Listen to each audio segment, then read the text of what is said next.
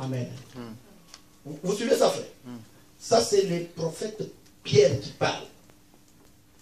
Parlant concernant les bien-aimés Paul.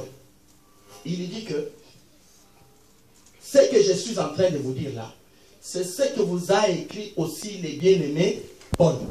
Mais il est en train de dire quelque chose de très important. Que dans ces lettres, il y a des choses difficiles. Difficiles à comprendre. Dont les personnes ignorantes et mal enfermies tordent l'essence. Là, c'est pour te dire que ne t'en fais pas. Les prédicateurs, lorsqu'ils tordent l'essence de l'écriture, ce n'est pas seulement pour perdre le peuple qui le suit. C'est aussi pour sa propre ruine. Amen. Amen. Amen. Amen. Amen. Même les prédicateurs, lorsqu'ils tordent l'essence, l'écriture dit bien que ce n'est pas seulement pour ceux qui sont là. Parce que c'est une discussion que j'ai suivie entre le frère Hervé et un frère qui est loin d'ici à Kinshasa. Il disait que non, non, non, non. Moi, ce n'est pas mon problème.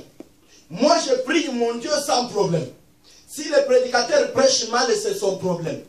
Cette personne ignore la loi et la prophétie. Amen. Amen. Amen. Si les prédicateurs tordent l'essence, comprend qu'il ne tord pas l'essence que pour lui-même. Il tord l'essence même pour les peuples qui l'écoutent. Amen.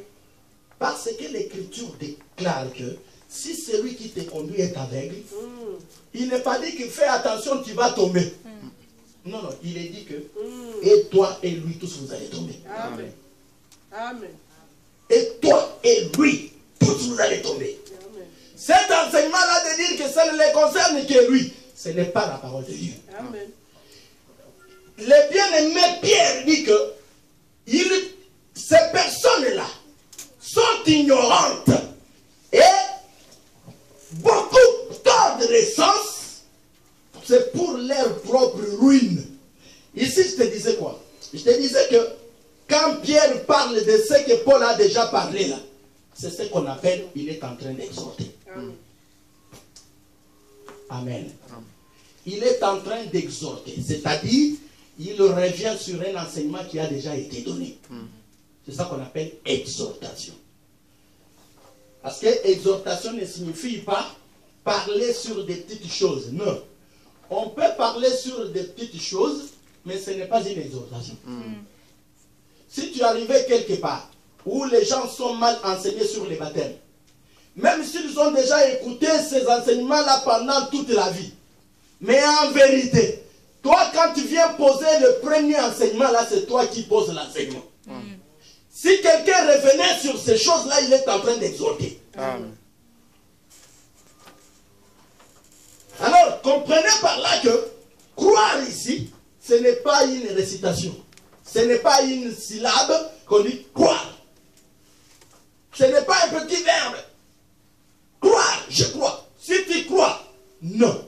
C'est un problème de la foi. Et comme vous venez de le voir, la foi a des étapes à suivre. La foi a des étapes à suivre. La foi, c'est un arbre qui doit croître.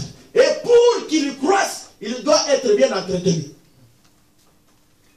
Et que dans ceci, dans cette foi ici, vous pouvez aller, par exemple, c'est pour ça que je disais que dans croire ici, il y a quoi? Dans croire ici, il y a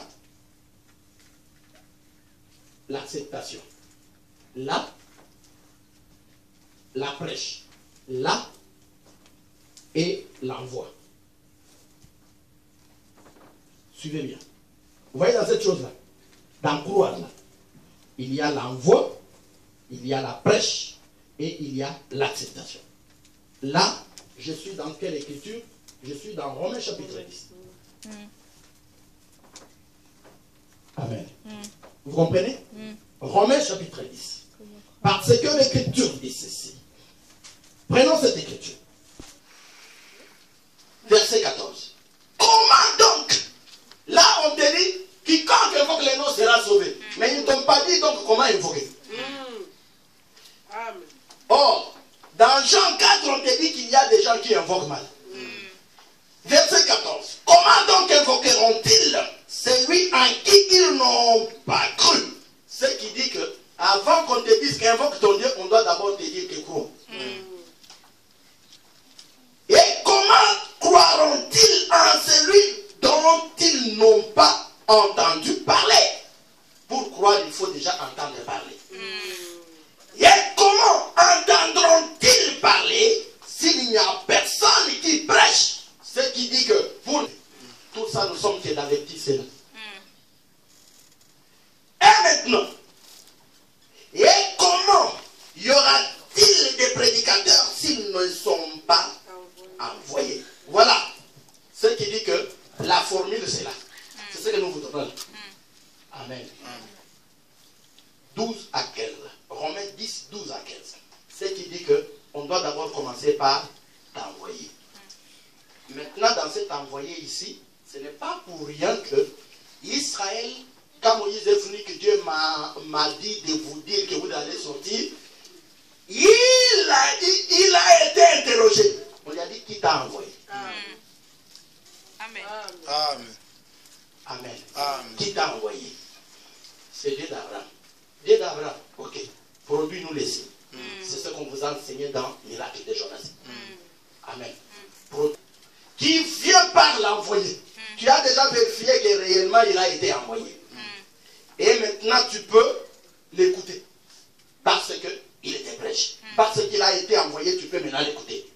Parce que Israël, pour qu'il écoute quelqu'un, c'est-à-dire il doit d'abord vérifier s'il a été réellement envoyé. Quand qu'il a vérifié, qu'il a compris que oui, effectivement, il a été envoyé. Là-dessus, on vous a enseigné. On vous a dit que même quand Moïse est allé produire les défis, c'est parce que le roi qui est descendu ici. Est-ce que vous nous suivez? C'est pour vous montrer le signe du bâton qui est envoyé, qui a été changé en serpent, c'est-à-dire c'est la royauté.